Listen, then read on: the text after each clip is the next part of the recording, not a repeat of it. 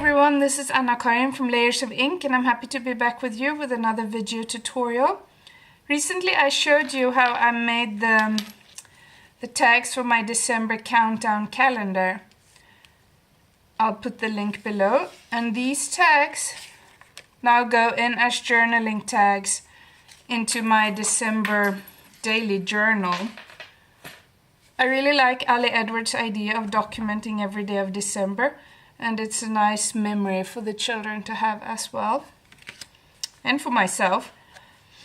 So what I'm going to show you today is how I made the cover for my journal. I used a Tim Holtz worn cover as the base for my journal and created a little winter village with this snow globe die set from Sizzix and Tim Holtz. And I'm going to show you how to make the houses as well as the background. And then my tags go into the journal in page pockets, with the journaling then of course. And there are also some pages cut from the tidings paper stash, and they're stamped with the same stamps I used for the tags. And there are some of these ideology pocket cards that you also find in here. There's also some die cut words. This is just placed on a pocket so that it looks transparent. And I've already put these in here, and I'll just add my journaling tags as the month progresses. I'll put some close-up photos of this on my blog if you want to see the inside pages better. I've also stamped the inside covers and added some ephemera pieces from this festive set, as well as some tape. My very first December daily journal is from 2012, and it's this little journal. And from then on, I've been using the worn covers as my base. Here you see them, and this is from last year, which also means that they look nice together on a shelf. Die cutting and putting the little village together is lots of fun, and as you can see, I use different materials and different colors, trying to coordinate it with the tags that I'll be using on the inside. So basically you just need to die cut the different pieces from whatever materials that you'll want to use. I'm going to show you the material of the surfaces that I'm going to use. So here you can see the mountains, and this is the snow caps for the mountains. And there are clouds, and these are the trees. And this is one of the houses. It's two types of houses, but you can mix and match them to create a lot more houses. So this is one. If placed on top of that roof, you get a different look.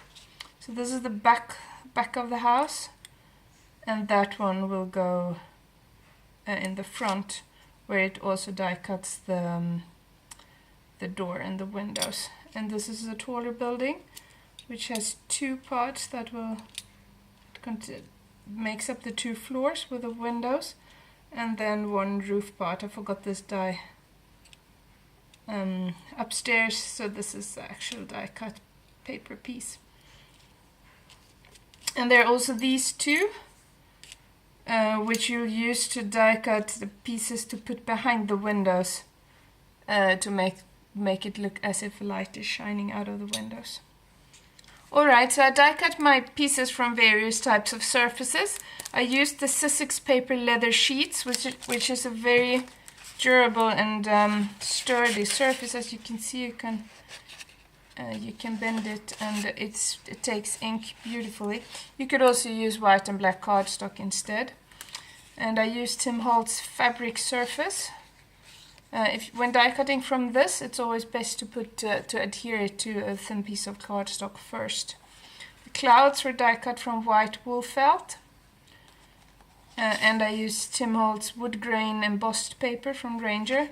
It's got a wood grain pattern embossed into it. And some silver deco sheet. And finally I used a few bits and pieces from the tidings paper stash. So I'm just going to show you a few techniques that I did. I'm not going to show you all of the houses and everything, but just a few of the techniques to give you some inspiration for how you can make your own houses. So I started out using one of my favorite mediums, the Distress Micro Glaze, which you've seen me use before in projects and in videos. I just wanted a little bit of distressing on my wood grain houses and snow on my trees. So you need a tiny amount and just apply it with your finger. And on the tree I placed it mainly at the top of the tree and along the sides. The tree is die cut from paper leather sheet. So for my December countdown tags, which will now eventually go into the album, I used these 3 distress inks: Cracked Pistachio, Wilted Violet and Blueprint Sketch. So I'll be using the same inks to color my little scene. Starting with the house, I'm going to make that violet. Just putting some of the violet on my craft sheet, misting it with water.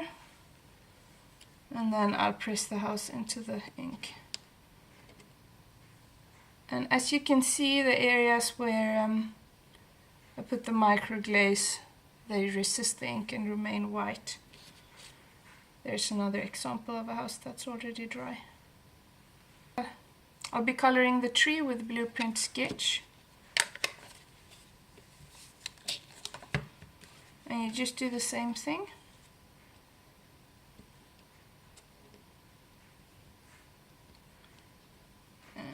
There we have it, and as you can see on this shape as well, the glaze resists the ink. I also made some trees with Cracked Pistachio. That house piece that I just colored is going to go onto this house to become a violet house.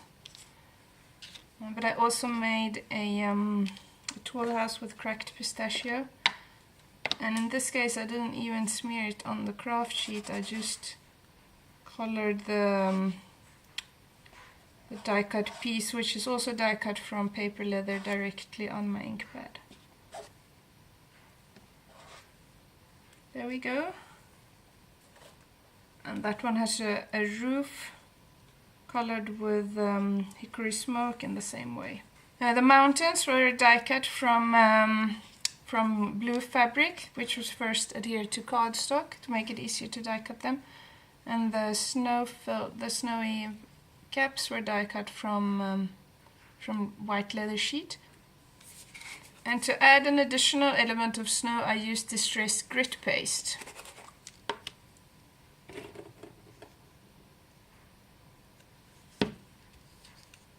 And just applied that with a palette knife to the top part of the mountain. It gives a really nice effect. The pieces that will become the light behind the windows were die cut from this nice Tix paper from the Tidings paper stash. I didn't want them to just be plain yellow, and I'm inking them with fossilized amber just to give them that nice warm yellow color. Then to assemble the houses, you simply glue one of these inky yellow pieces behind windows. I used glossy accents, but other adhesives will work too. And I'm not putting it behind all the windows because some windows can remain dark, but there you see the effect. And then you just glue these pieces onto the base of each house. All my bases were die cut from black leather paper, but you can also use black cardstock. And there you can see I've already glued the roof and the upper floor in place. And there are these tiny die cut pieces that's a really cute detail that you can put in between the floors and on top at the roof. That one is a deco sheet. So I'll just go on doing that house in the same way. And here you can see the second type of house, and I have already placed the yellow inky paper behind. So I'm just gluing that too to the base. I'm not gluing the door shut because I like to be able to open the door. The door itself was die cut a second time from the blue fabric and glued on top of the die cut door. And for this house I'm going to use this back piece for the roof. And you'll just continue gluing. It on. Like that. It really makes the house look different than if you look at the house without that piece. There you see the difference. And I'm adding some deco sheet here as well. It's really nice shine. And there's that house. And this house was also die cut from fabric. And just as on the mountains, you can add snow to the roof of the house. So I'm again using grit paste and just applying it with a palette knife.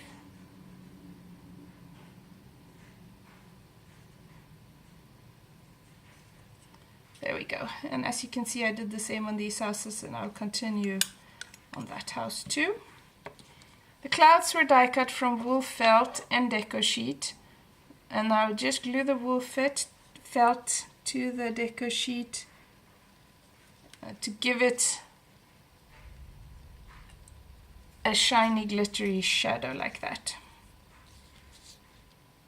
So you can use whatever papers you have at hand. This is a great way to use up some scrap papers too. I die cut some trees from pattern paper, but pattern paper too, and then ended up preferring the inky trees. So I just wanted to show you how I did the background, and I really like the fabric covers of the journal, so I didn't want to cover that up with too much die cut paper. So instead of die cutting the background for my little village from paper, I used the die to make my own stencil. So here you can see this is the die. So I die cut this from Eclipse masking tape, which works really well. So all I've done is to place it down on my journal, on the cover where I want it to be. And I'm going to start with a layer of white gesso. And I'm using one of these mini round ink blending tools.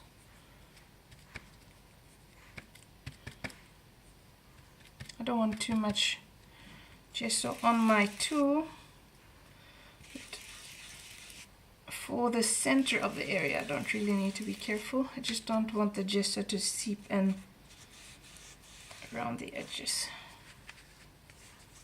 You can use a paintbrush as well.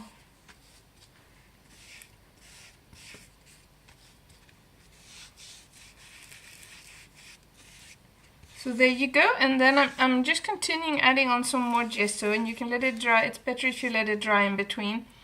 All I'm doing now is creating a base to add some color, to make like a winter scenic background for my village. So as you can see, Eclipse tape has now worked as a stencil. A little bit of gesso that seeped out there, but otherwise this is the result that I was looking for. I'm now coming back to the background once the gesso is dry, and I decided to leave out the purple, the violet from the background, and mainly use blue. I might add some cracked pistachio too. I haven't quite made up my mind yet. Alright, so I'm going to continue as before with the gesso with the ink blending tools, and I'm starting with the tumbled glass because it's lightest. And I'm simply going to drag a field in the middle, sort of in the middle.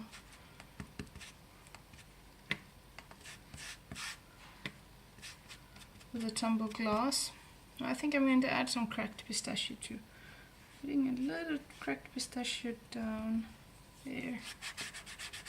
And at the top where the sky is darkest, I'm going to go in with the blueprint sketch.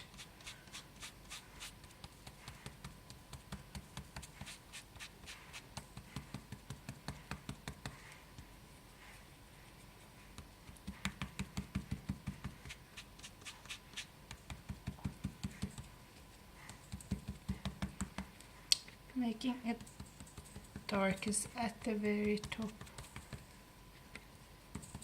Gonna make this look like a nighttime scene.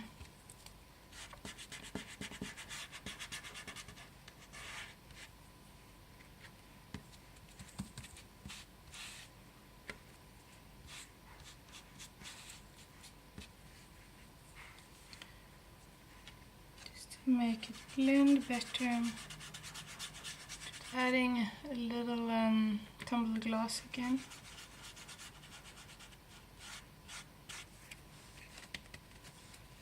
As a final layer, I'm going to add a bit of white paint just at the bottom.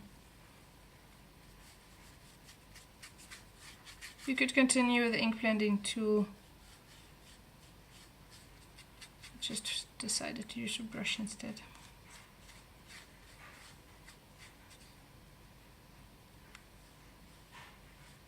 To make it look more like snow.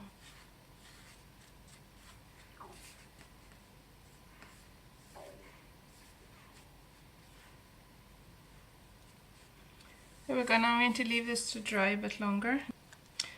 Finally, for the background, I'm going to give it just a few finishing touches. I'm going to add a little grit paste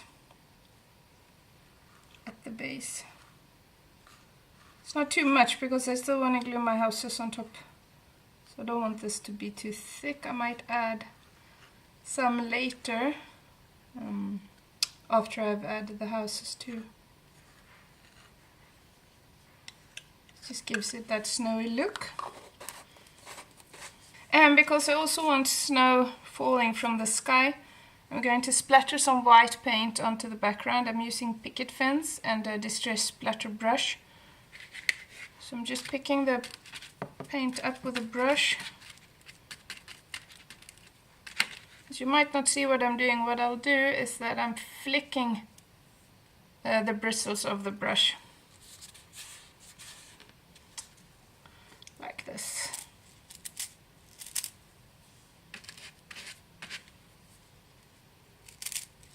And it gives me a really nice snowy winter background.